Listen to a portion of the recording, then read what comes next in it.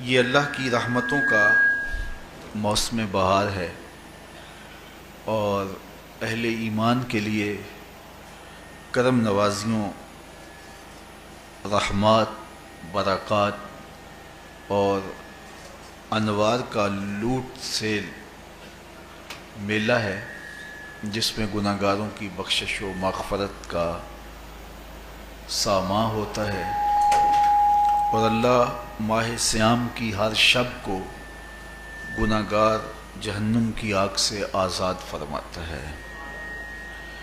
یہ بابرکت مہینہ اپنے دامن میں اتنی برکتیں لیے ہوئے جلوہ گر ہوتا ہے کہ رسول کریم صلی اللہ علیہ وآلہ وسلم نے ارشاد فرمایا، اگر لوگوں کو پتہ چل جائے کہ رمضان میں کیا ہے تو وہ آرزو کریں کہ پورا سال ہی رمضان رہے۔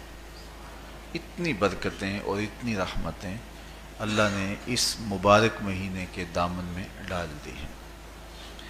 میں نے جو آپ کے سامنے آیت کریمہ تلاوت کی ہے، اس میں بھی اس مفہوم کو بیان فرمایا گیا کہ اے ایمان والو، تمہارے اوپر روزے فرض کیے گئے ہیں جس طرح تم سے پہلوں پہ فرض کیے گئے تھے۔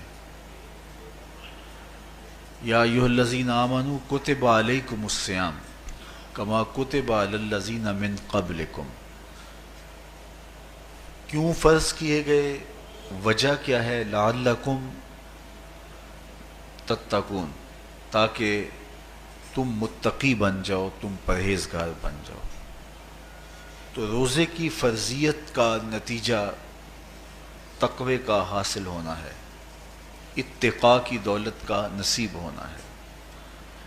تو اس آیت کریمہ میں تین چیزیں بیان کی گئی۔ سب سے پہلی، اے ایمان والو، تمہارے اوپر روزے فرض کیے گئے۔ پھر دوسری بات، جس طرح تمہارے سے پہلوں پہ فرض کیے گئے۔ اور تیسری بات، تاکہ تمہیں تقوی کا نور نصیب ہو، تمہیں اتقاء کی دولت نصیب ہو۔ تو ایک تو روزے کی فرضیت کا حکم دیا گیا، اور دوسرا یہ تسلی دی گئی کہ یہ بھوک اور پیاس کی شدت تمہیں ہی نہیں کاٹنا پڑے گی، تم سے قبل بھی لوگ یہ عبادت کرتے رہے ہیں اور وہ اس مشکل عبادت سے تقوی کو حاصل کرتے رہے ہیں، اور تمہیں بھی ہم اس راستے سے تقوی نصیب کرنا چاہتے ہیں۔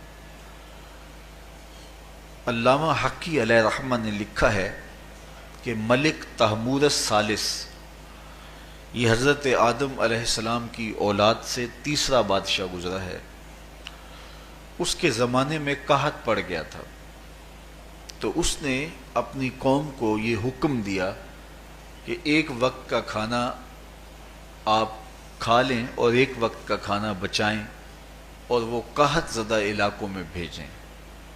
تو قوم نے اس حکم کو بصر و چشم قبول کیا اور ایک وقت کا فاقہ کاٹ کے اپنے ان بھائیوں کے لیے وہ کھانا بھیجتے جو قحط میں مبتلا تھے۔ قوم کی یہ ادا اللہ کو پسند آ گئی اور وقت کے نبی پر وحی کی گئی کہ تمہارے اس عمل کو ہم عبادت قرار دیتے ہیں۔ تو حضرت آدم علیہ السلام کے بعد متصل ہی یہ عبادت فرض کی گئی، اور پھر جتنی بھی ملتیں، قومیں اور امتیں آئیں، ان میں روزے کی تحسین کی گئی اور روزے کی تلقین کی گئی۔ پرانی جتنی بھی کتابیں ہیں، اناجیل ہیں، تورات ہے، اس میں روزہ داروں کی تعریف موجود ہے۔ اور حضور علیہ السلام جب اس دنیا پہ تشریف فرما ہوئے تو آقا کریم روزے کی فرضیت سے پہلے بھی روزے رکھتے تھے۔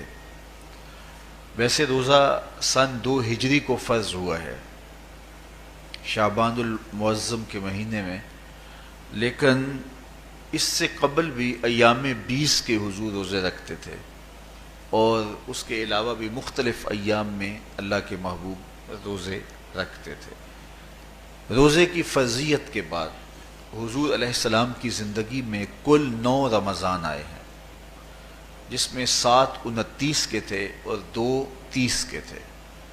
یہ بات ذہن میں رکھیے گا کہ روزے 29 ہوں ثواب پھر بھی 30 کا ہی دیا جاتا ہے.